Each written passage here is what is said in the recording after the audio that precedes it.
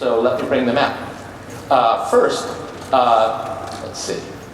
We have Joe Lanzisero, who is a creative leader for Hong Kong Disneyland Resort, as well as all the Disney cruise lines.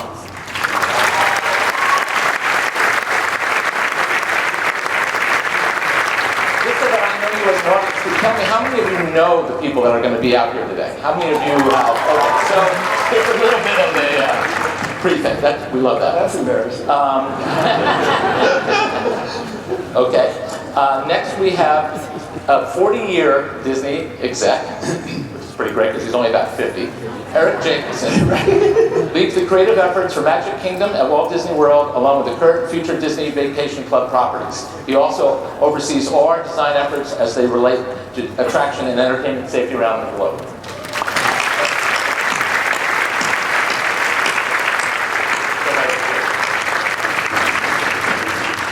And next we have Kathy Mangum, whose 35-year experience.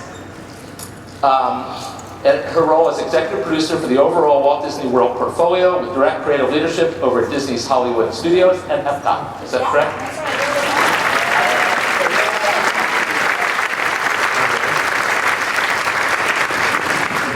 Okay, a slacker at only 25 years is Daniel Ju, who oversees the entire Tokyo Disney Resort in Japan.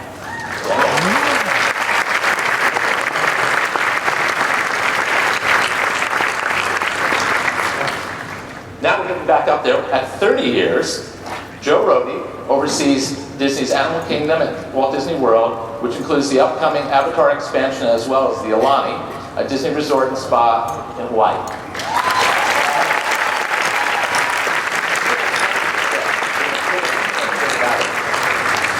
And then last, let's see how many years is Tom. Okay, 35 years, is Tom Fitzgerald, who's the creative leader of both Disneyland Resort here and Disneyland Paris in France.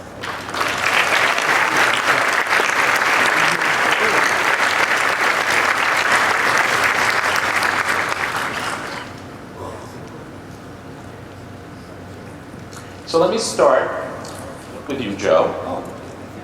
When we talked, I interviewed them all, so I know a little bit of their backstories, and I work with them every day. You spent a lot of your growing up years as a performer, musician, animator. How did that inform your ability then to do the eventual job you wound up with? That's a good question. And I think it's probably true for all of us. There's a common theme in most. I think first and foremost, we got to remember what we do is to entertain. We got to create, whether it's a cruise ship or a theme park attraction, whatever. Ultimately, you people have to feel like you spent your money and you've laughed, you felt something, you were touched in some way.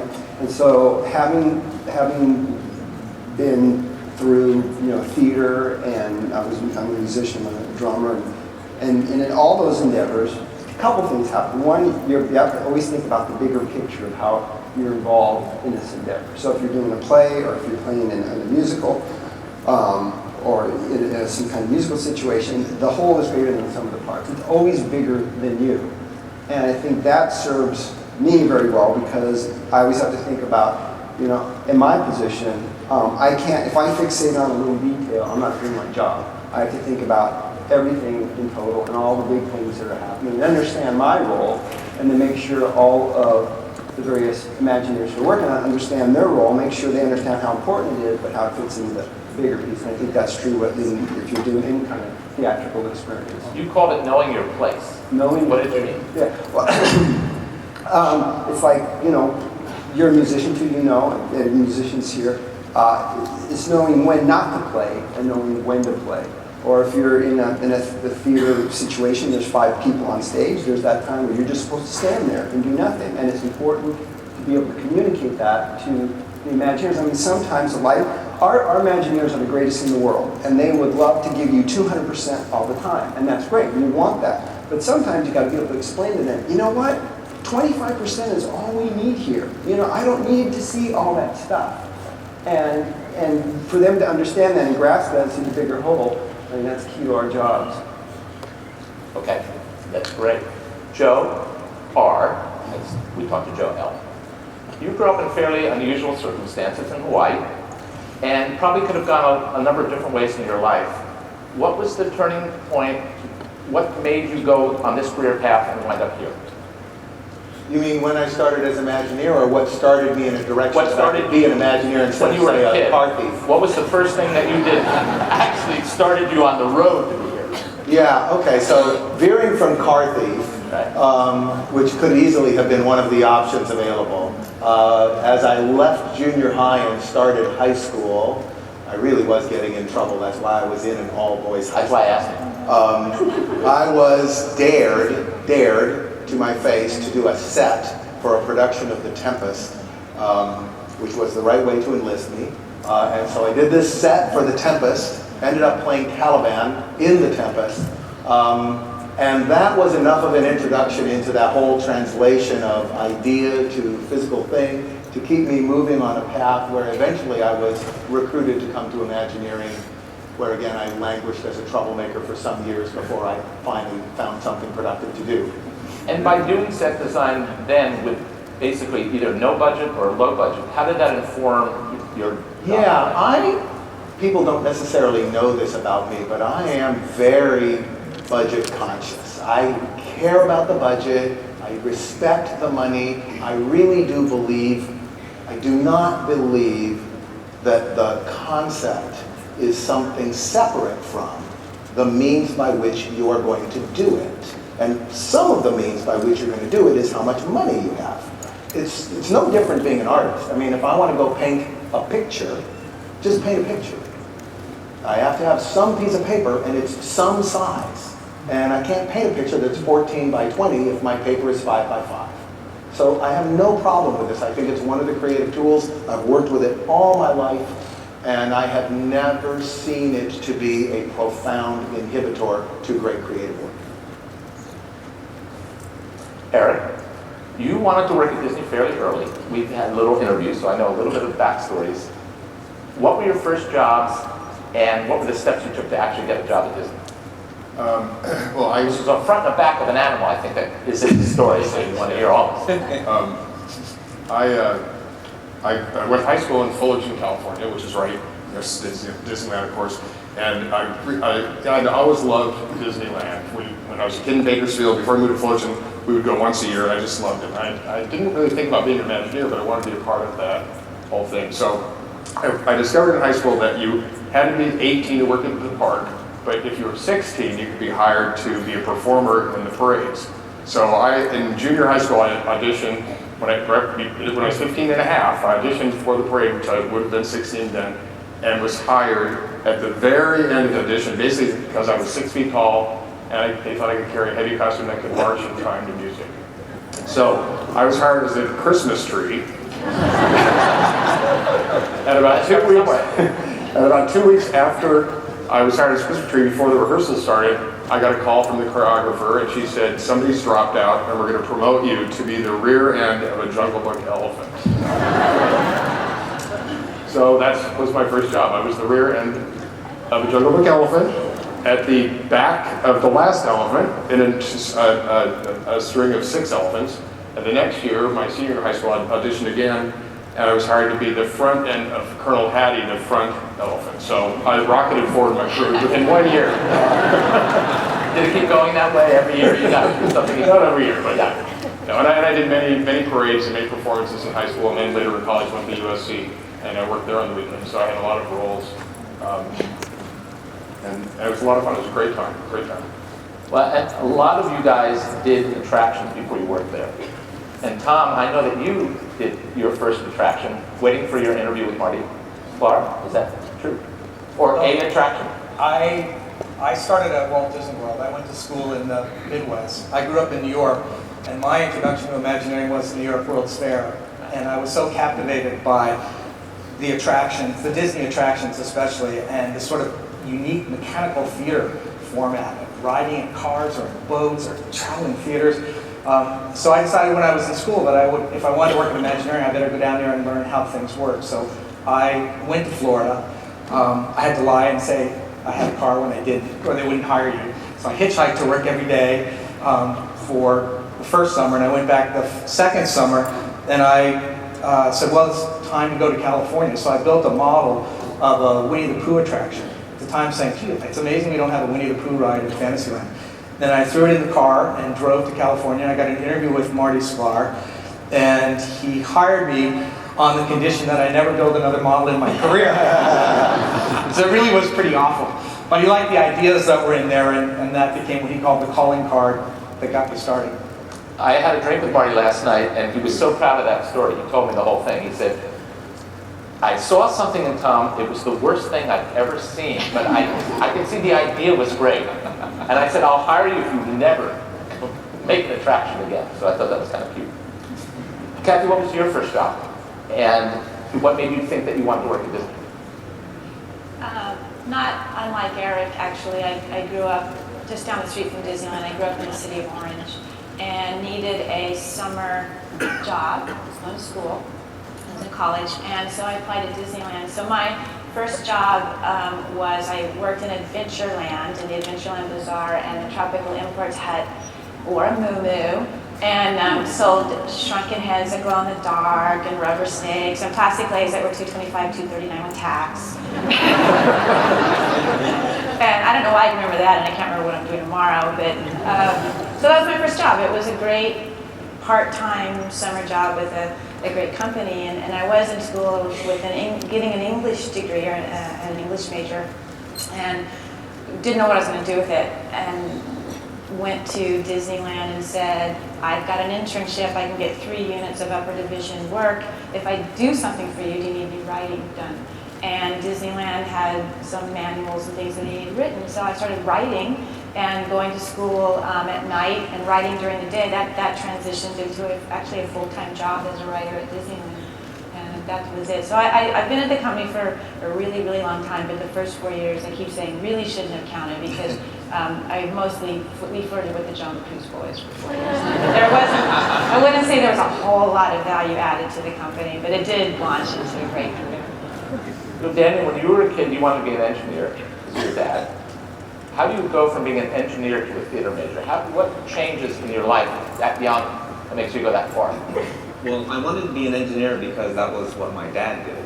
And I had no idea what an engineer actually did. Right. Actually, like in grade school, you're supposed to draw where your office of your dad was, and I drew a train engine because I thought that's what an engineer did. So, but in high school, I did stage crew for our theater department, and loved it. And so when it came time to fill in the application for college, and it says, what major would you like to pursue? I first wrote an engineer, but then I started thinking, wow, I really don't know if I have any passion for that. So I erased it, and I said, what do I really love to do? And I wrote theater. So that's why I started studying theater at UCLA, and didn't really understand what Imagineering was. I didn't really know about Imagineering, and I've been to Disneyland, but didn't really know who built Disneyland. And studying theater, most theater students, they expect to be waiting tables for the rest of their life. So that's what I expected to be doing. But then my very good teacher's TA at the time, very good friend of mine, started working for the Disney stores, and that's how I got my first job. I'm always amazed because I've spent my career trying not to worry about budgets and just worry about the music for the company. And these, ladies and gentlemen, have to deal with millions and millions of dollars.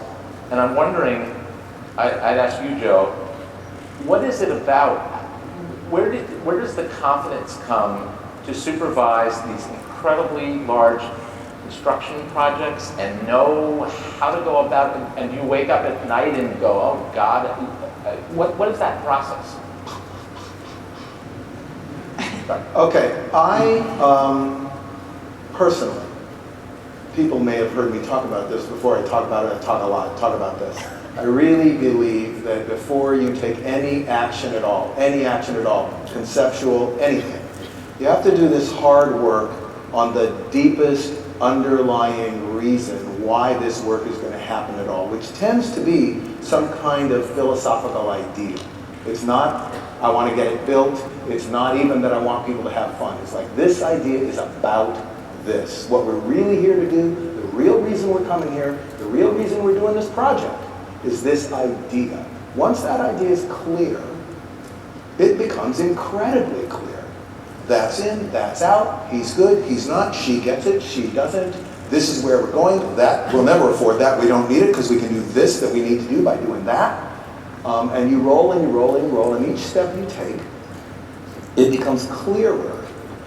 The other steps are clearer because they hang together and they hang together. So pretty soon, I mean, I don't have to do very much except go around going, good job, that's right.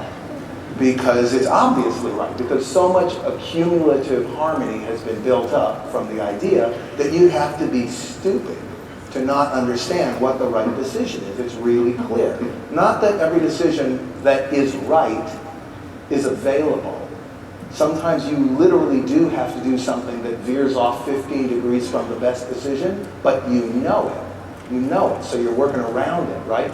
And to me, this has to do with what appears to be wasting time at the beginning of the project, just talking about it for a long time and not doing anything, right? And then when you get to work, it's very clear. And I believe that I really do believe when I'm arguing for spending more money, spending less money, that I have a defensible reason why I'm doing that, and that I can take that to the bank. There's probably some people here that would like to know how you get to one of these jobs, how this whole thing happens. And I would say that, I'll ask Eric first, if you were going to grow one of you, what do you think the attributes are? What are some of the things that somebody, what are some of the things you might do and experiences you might garner to become an Imagineer first, and then to get to the place where you guys all got to? Wow, that's a really I know it's big. tough question. Because, I mean, as being revealed on this panel, all of us, I mean, some of us aspire to work for Disney, aspire to create great things, but you don't go to Imagineering school and get the top degree and then you get the job.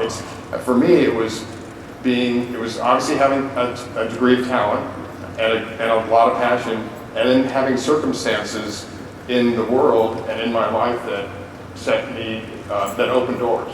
So I was working at Disney as a performer, and I was an art major at USC, and my boss had gone to college with Tony Baxter, and Tony was down at Disneyland building Big Thunder, and so we would have lunch together, and Tony found I was an artist, and he said, well, if you like to build models, you should apply to at WED, because they're hiring model builders. So that kind of thing happened, and the bicentennial had happened before, which got me some more work in the art department at entertainment, and so on and so forth. So Epcot hadn't happened, the bicentennial hadn't happened, and then later Disney Hollywood Studios now hadn't happened. I don't know if my career would have gone the path that it did, but doors opened, I was available, I was qualified, and so I went there. So it's kind of like that. It's really hard to say, but just stick at it and don't say no to any opportunity. Yeah. So, that's a common thing. So the passion I have, not saying I want to be a parade performer, because believe me, I can't dance, and I can barely act, but that idea of the doors opened, I could get in and start learning about the company early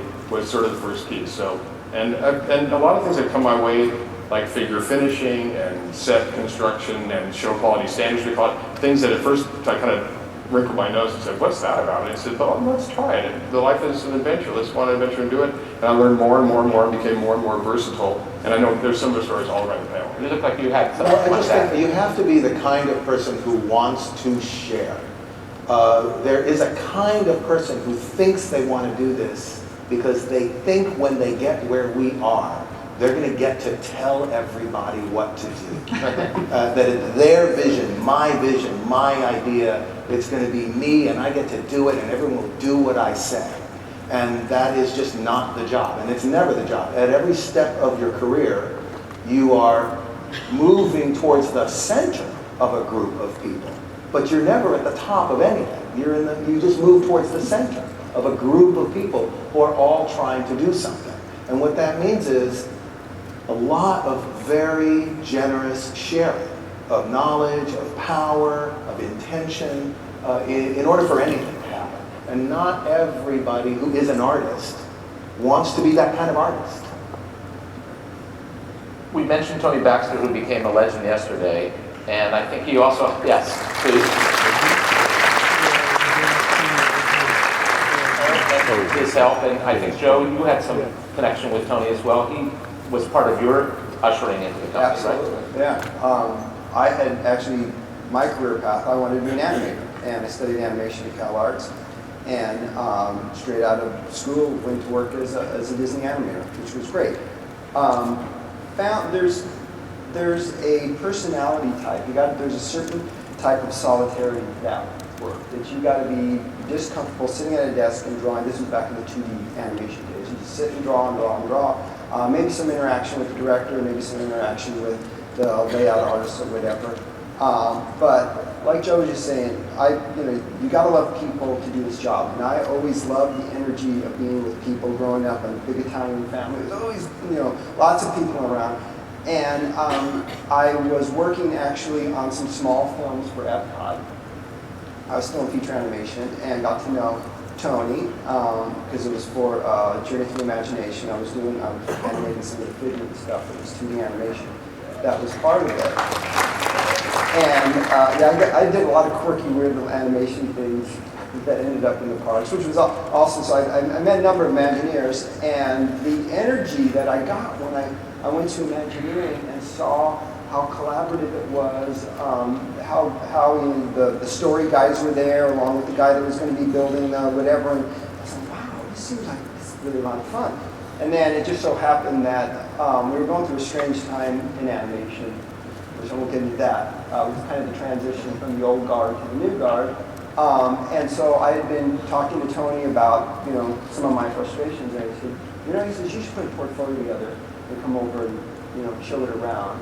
And Tony was great and took it into Marty, and it was literally a week later, I walked from across the street with feature animation. We had been exiled from the studio to a warehouse across from Imagineering, which was another reason for wanting to leave, which I won't get into.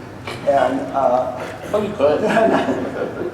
It was pretty low morale at that time. But so I just literally on Friday I packed up all my stuff from my animation desk and walked across the street, and they gave me a piece of plywood sitting next to Joe Rohde, who was covered with props, who was building the Adventurers Club. And I go, this is cool, and I never looked back.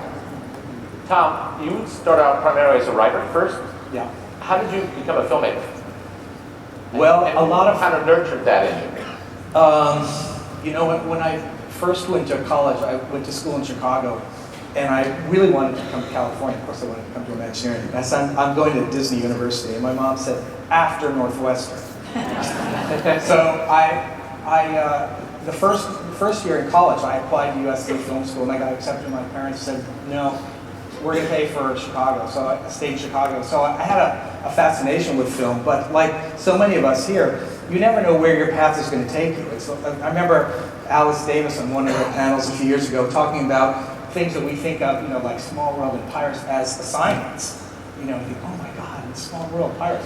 You're given assignments, and a lot of the early things that Marty Sklar asked me to do were writing with media combined. It might have been Omnisphere for Horizons, or some other pieces that he would ask me to do.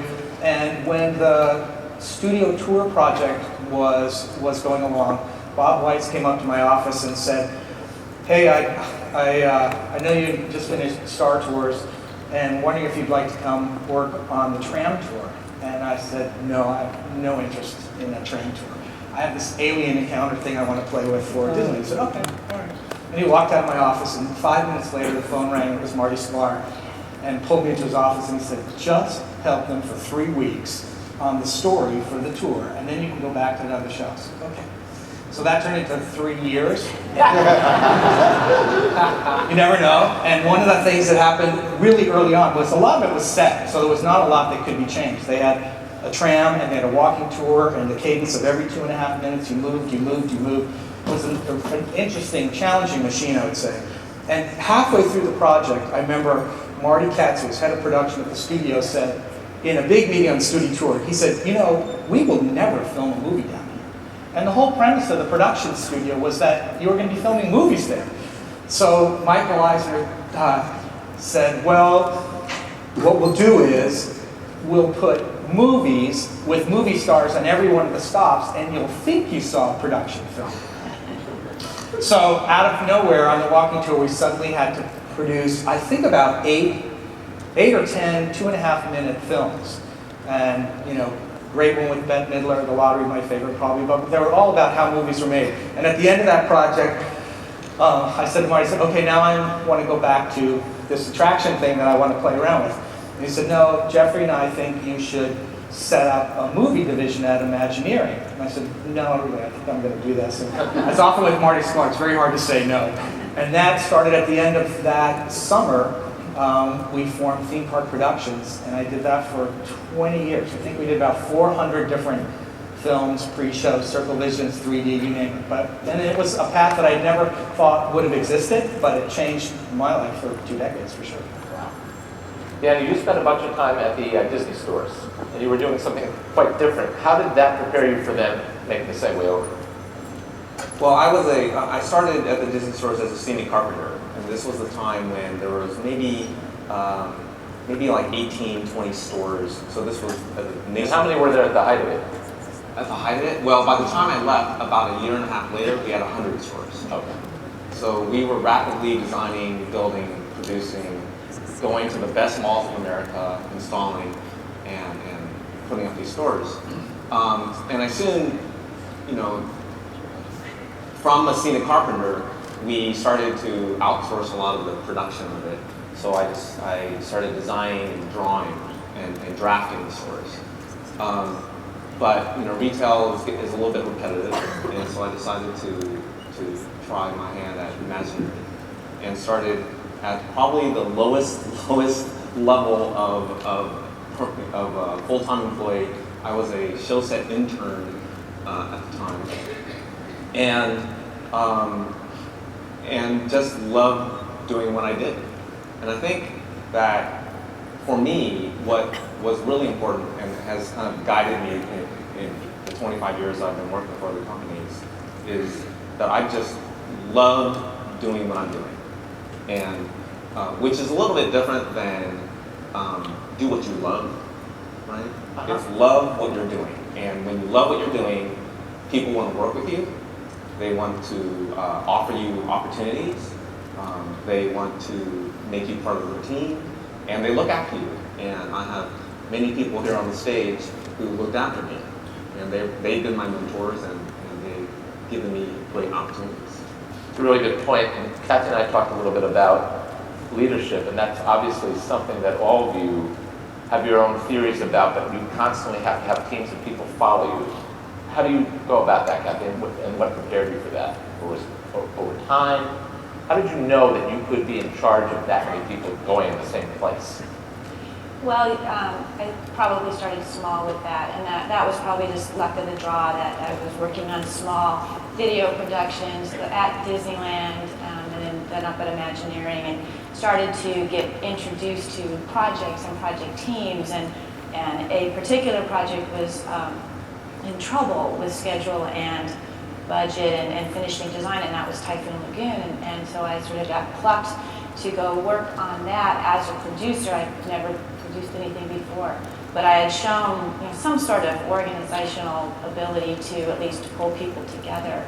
And I think the thing that worked for me the best there, and then led to bigger projects, was you're exposed to things for the first time. You can't expect to walk in and know anything. It's the first time I'd ever been on a construction site.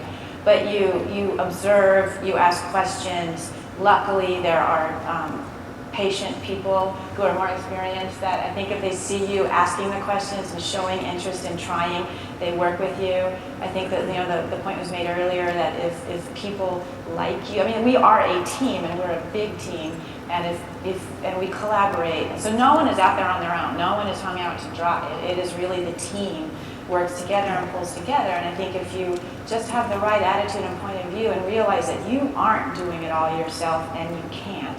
You need these folks and you need them to do well and just orchestrate them. And I was thinking the other night, because I knew we were going to talk about this, that what the producer does, what the project manager does, what project leaders do is they take diverse people and sometimes diverse talents and skill sets, and you orchestrate it. You're in the middle because you've got that end goal that you're all looking for. So it's just time and patience and good leaders and mentors. Joe, we talked a little bit about set designing and how you started. How did that evolve into, I've never met a person who is more specific about the environments that you create. How did set designing evolve into you doing that for these parks and Alani and that sort of thing?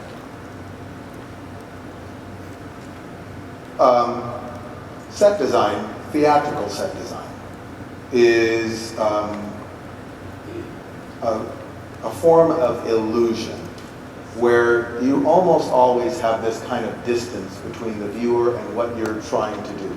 Put a lot of focus on what do they see from where they are? What do they think of what they are seeing from where they are looking back at what I'm putting out here? So on the one hand, as you move towards what we do now, that wall goes away. They can touch this stuff, they can be right up on top of it, they're in and amidst it, so you lose a lot of illusionary capacity. So that's, on the one hand, I think you just have to up the game.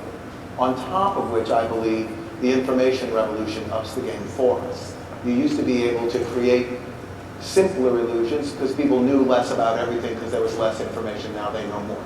So you have all that on one side. The other side is the same, which is that, and I think I mentioned this before, any design of anything is not just the physical thing it is. It's also this package of emotions and ideas that it's trying to put out there. And as the environment gets richer, you're trying to make sure that even though you're adding detail, you're not adding superfluous detail, that the detail is pointed. It's still doing the same thing the simpler design would have done. All those additional details still have to do that. And then lastly, for me, the subject of animals, with Animal Kingdom, maybe a little bit with the Adventurers Club in the sense that we wanted people to believe that that stuff was real, so they would be surprised when it acted like it was alive, right? So it probably started there with the sense of, wow, this is kind of interesting when you have stuff that really is real. It's really real. I mean, the African masks are real African masks, and we deliberately arrange them like, this stuff is real. That one's going to talk to you, right? Like that. And then with animals, it has to be real because the animals are real. So I fell into this aesthetic almost of necessity from the subject. But I find it to be really, really effective. And I think as long as you keep your eye on the ball, you can create a very rich environment that is not a distracting environment. But it is much more editorial than people probably imagine it is. Well, we're talking about details and excellence. And Joe, I would ask you, what drives, and when you wake up in the morning, you're thinking about working on one of the ships, what are you trying to do? What pushes you? Because I've been through the detail that you carry in your head, and it's pretty awesome. What gets you going, and what are you trying to accomplish there? I always default to what is going to be entertaining. You know, what is it about this space, this ride, whatever the experience is, that is going to have some emotional connection to the guest. And for me, that was the big challenge on the cruise ship, because they were lounges and staterooms and, you know, kid spaces. Some were easier to find that emotional connection because, like the kid spaces, you could introduce Disney characters that come with all that kind of, people know who they are, what film they were in, and so it kind of does, you know, a lot of what we do is just about finding the trigger point, you know, because when we use existing IP, people already know that those characters and things. So that part's always easier. But I know, I'm sure many of my colleagues here are the same thing when you're given something like a hotel, or you're given something like a cruise ship. I mean, we know, I think part of it is understanding our brand, and what people come to expect from the brand. They want to be entertained. And I think we've evolved to this place. We've got so much rich IP that's available to us, and it's great that we can mine all that. But for me, it's always about kind of boiling down the essence of what it is that people love about Disney. And I think it's the story, and it's having some emotional connection to it. So something like a lounge in a cruise ship. You know, first off, finding a story, like Joe says, and we've got to find that core, like dig deep and find what is that core story piece about it. And sometimes our stories are used as a narrative. Like Tom's making films, and that's a narrative. But sometimes the stories are more of a subtext for us as designers. We use the story to make choices. We filter our choices through there, and then hopefully when it all comes out and the guests walk through, it becomes this cohesive piece, like a French champagne bar. You know, we talked about the kinds of materials and the things that would be there. And maybe sometimes going as deep as creating characters that might have been the proprietor. Not that necessarily the guests are going to see it, but you talk about the characters as I said, and then they become a filter too. That well, what would they do to create this kind of space? So bottom line for me is always about thinking about the entertainment piece. A number of you were performers when you were kids. Tom, how did that affect your career later by getting up on stage and doing that kind of thing? Well, I was in a lot of community theater, musicals and things as a kid. When did you start? How old were you? I was 8, maybe. Little kid. And then moved up. But one of the things, this is in the days before video, and so one of the things that was always challenging is if you were in a show, you never got to see the show.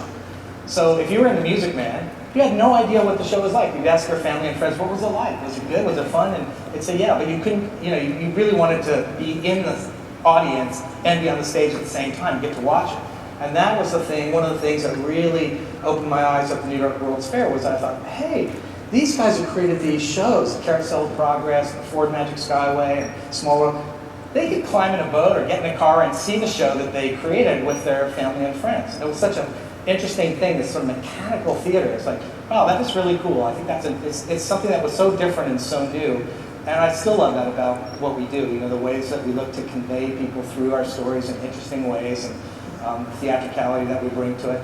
All of that sort of harkens back to, those simple shows and theater, the art of theater. We're immersing you in a theatrical production that's three-dimensional, where you can step on the stage. I was going to ask you, Eric, and this is a tough one, but what's the hardest part of your job? Probably working with Kathy. I'm after you. Your jobs are very glamorous, I'm sure. You travel around all the time and stuff, but No, I think it's because I love Kathy, by the way. That was You had to say that I was going to come after. It was smart hour. But anyway, but I think it's for me, we're involved, all of us involved in so many things, and it's sort of what is the priority? Because I love the shiny object. This is just me personally, but I got distracted very easily by it. And it goes back to I love detail. I mean, I started in the model shop, and I loved miniatures and all that kind of stuff before, and was figure finishing. I loved doing the details on the present and stuff like that. So that's by nature to go for the most fun, small thing. But then you have to step back and say, but that's not what's really driving all this. You have to keep the big thing going, not forgetting that, but make sure that the priorities are balanced, that everything's getting the attention it needs to the degree it needs that particular day. So I'm sure there's other things I could think of, but that's the first thing that came to my mind. right. I wanted to ask Joe, I've been through a couple projects with you, and your sense of penetrating the entire process of a place, particularly the Alani, and I don't know how many of you have been to the Alani? We went through quite a cultural experience, and I'd like for you to talk a little bit, Joe, about how you tried to create something that didn't exist anywhere else in the islands.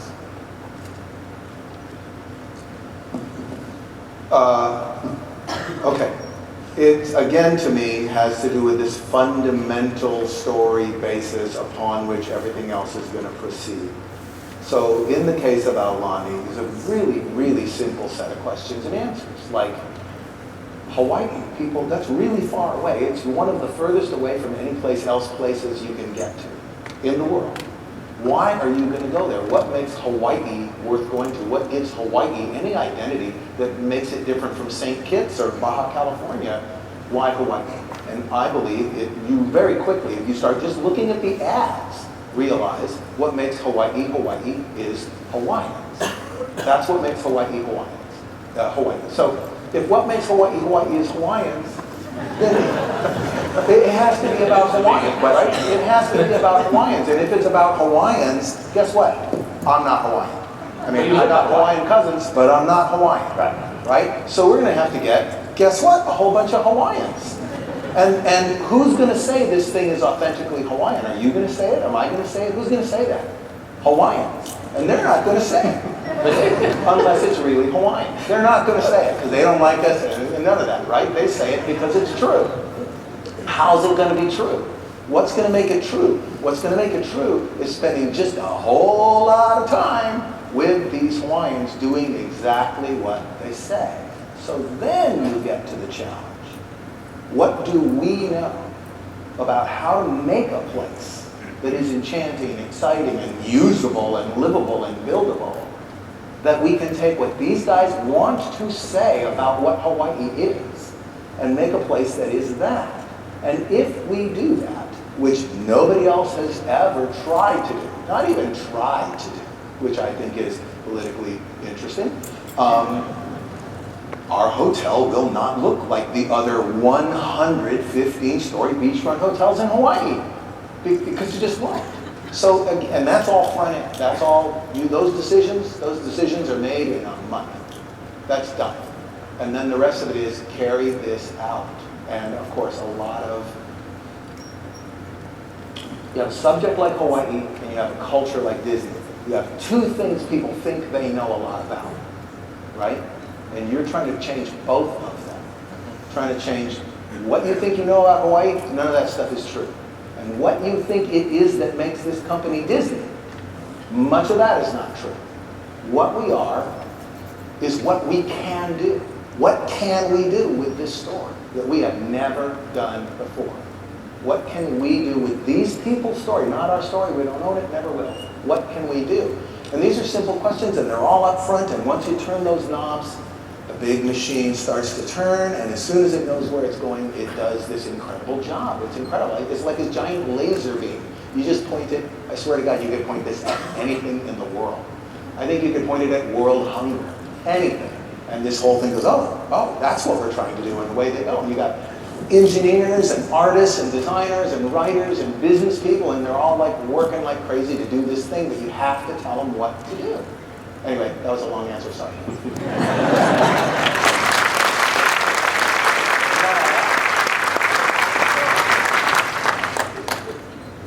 I'd like to take some Q&A because you've got 6 incredible people here, and we don't want to just talk at you. I'm kind of curious to know what you'd like to ask of them. Any questions from anybody? Yes, sir. And I'll repeat it. Oh, we have mics here, I think. Okay. Oh, we're going to line up. Perfect. Okay, but you do yours first because you started, and I'll repeat it. Okay, his question is, there's some debate on this, but is Tom Fitzgerald a beach boy? We all want to know. There was a time at Imagineering when we didn't hire actors for the films and things that were in the parks. And in the case of the Horizons attraction, there comes a time in production when we have the model, the 1-inch model, and the production people come in with these gigantic black notebooks and start to figure out how they're going to make the figures for the ride. And so they'll look at a scene and they'll go, the mother in the desert thing, GE Mom Act 4. Okay, this person over there, Grover Cleveland with the head of, and they would put all these things together. And they got to the scene in Horizons that was the subboy scene. And they went, we don't have any teenagers. And Blaine Gibson, who is the master sculptor, said, well, Tom will be our teenager. And you laugh and you say, okay, fine, and they're writing stuff and you go on. And then, sure enough, I come back from the opening of Epcot and they say, report to the studio. And I get to the studio and they're dressing me up as the subboy and saying, you're going to be the subboy. So they put a blonde wig on and I couldn't stop laughing, so they said, okay, we won't do that. And then they had to get rid of it, even then there's some gray hair that said that. And then they put me on a sound stage with Norm Lenzer, who had written that, and I had to read this, the lines, horribly I think, and become a subboy. So I was, talking to my girlfriend who worked in the desert farm, going, late? Why would I be late? I'm like a human clock, which I'm not, by the way. I'm reminded of that constantly. Anyway, those are the days where often they would pull Imagineers in. I think Jeff Burke and Joe Rohde, many of us were, you could sort of look in the the statues in American Venture, or who was Bonnie Appetit modeled after, or there was a lot of that in those days. But thankfully, my performances ended many years ago in Horizons. Yes. Okay, I have a question. How was your experience in working on Tokyo Disneyland? Danny, do you want to take that? So the question is, how was my experience working with Tokyo Disneyland? And what work did you do in the park? Or who would like to take that one? Well, I can start. So for Tokyo, the first time I worked on Tokyo was back in 98, 99, and that was for Pooh's Honey Hunt, which is a fantastic attraction. It was very innovative. It was the first time we had a trackless vehicle, and I just loved the story. And in working there, that's where I fell in love with Japan, and that's where actually I fell in love with my wife, who I met in Japan. And so ever since then, I've had this love affair with Japan, and was able to then work on the Pirates enhancement, putting Captain Jack Sparrow into the Pirates attraction over in Tokyo in 2007. Then was able to, Joe asked me to live there for 3-4 years, and I was the director of Walt Disney Imagineering Japan for that time, and just loved every minute of it. And then he called me back and asked me if I would take over his job. So. And foolishly said yes. Next question. So I was wondering what a daily schedule, or I imagine it's sort of reverse, but you say creative lead. What does that mean? What are you supervising? Just a rundown of what a day or a week or? It changes depending on where you are in a project. So if you're at the front end of a project, you're doing conceptual development. That is a series of story sessions, meetings in various scales. Some people like to do huge brainstorming meetings with lots of people. Some people like to do smaller, maybe 4 to 6 person story meetings. You spend a lot of time figuring out what is it that we are trying to do. Research, study, learn what you need to learn, talk about what you're trying to do, get an idea together, a small group of people. And at that stage, the day is very simply structured. As the team grows, if you are the leader, you're starting to spin off subgroups. So you empower a group to go look at this, empower a group to look at that, empower a group to look at this. Now you have 2 jobs. One is sort of to defend and protect, make sure that the project's going forward, make sure your people are okay, make sure you have the stuff you need to do the job. And the other is this kind of honeybee job of going, all right, is that working? You guys says that's good, that's terrible, don't do that. Try this, floating around like that. And basically from then the job starts to split and split as it becomes more complex, and you have the challenge of not falling into one of those vortexes and ending up being one of the people sitting in that room having those meetings. Because if that happens, there's nobody driving the ship, and off it goes, and next thing you know, you're in the news tipped over. So That was a great question. Thank you. Thank you. Next question. Gosh. Thanks. I'm sort of on an angle here. Question for Joe. We're wondering about Disco Yeti and Film Refixed. Oh, I love that Yeti. You have to understand, it's a giant, complicated machine sitting on top of like a 46-foot tall tower in the middle of a finished building. So, it's really hard to fix, but we are working on it. And we continue to work on it. We have tried several things. None of them quite get to the key turning of the 40-foot tower inside of a finished building, but we are working on it. And I personally, kind of bulldog this one in a way that doesn't always make me popular, but I will fix the Yeti someday, I swear.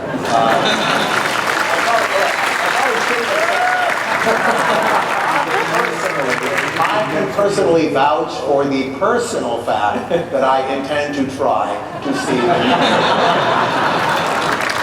Yes, sir.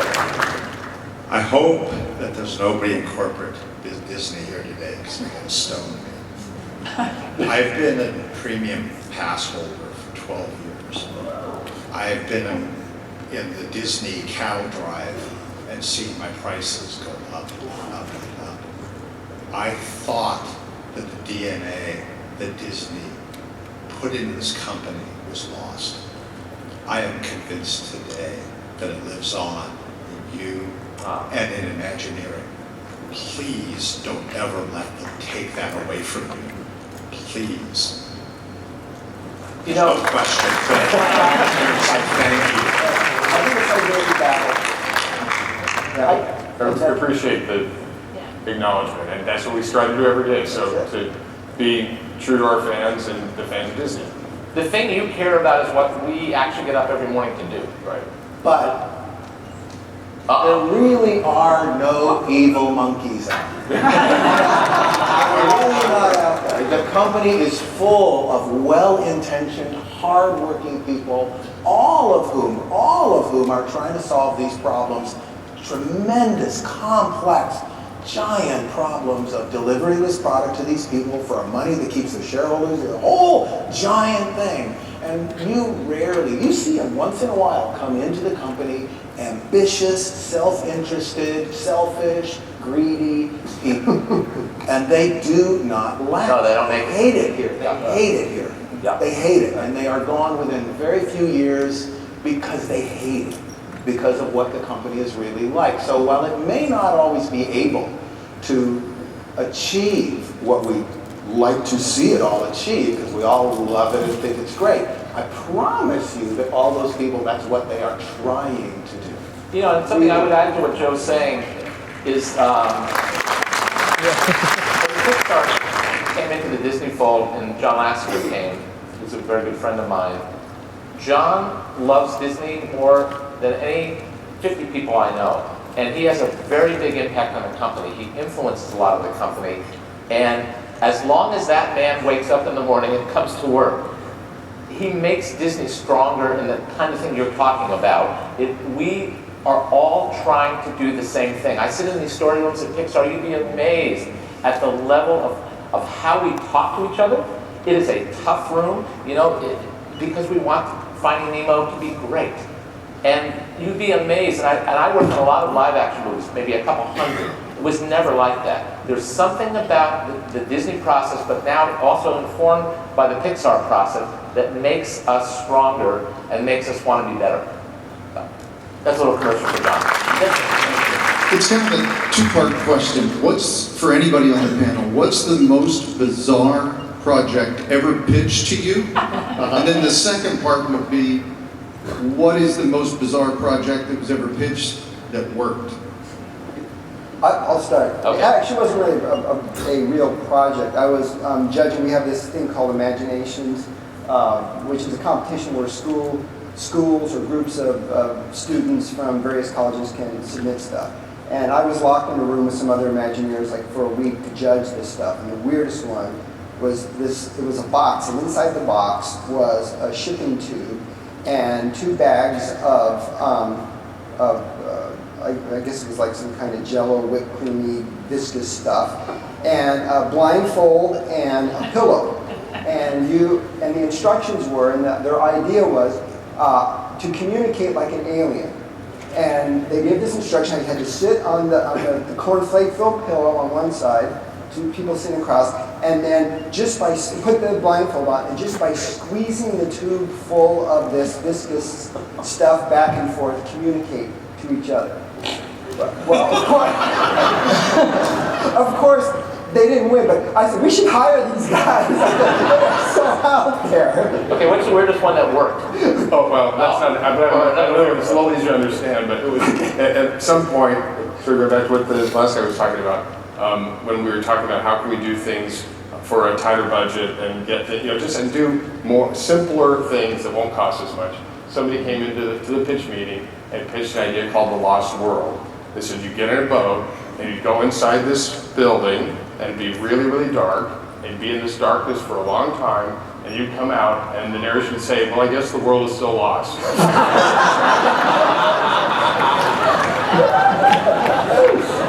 A show based on poodles dressed up as Las Vegas showgirls.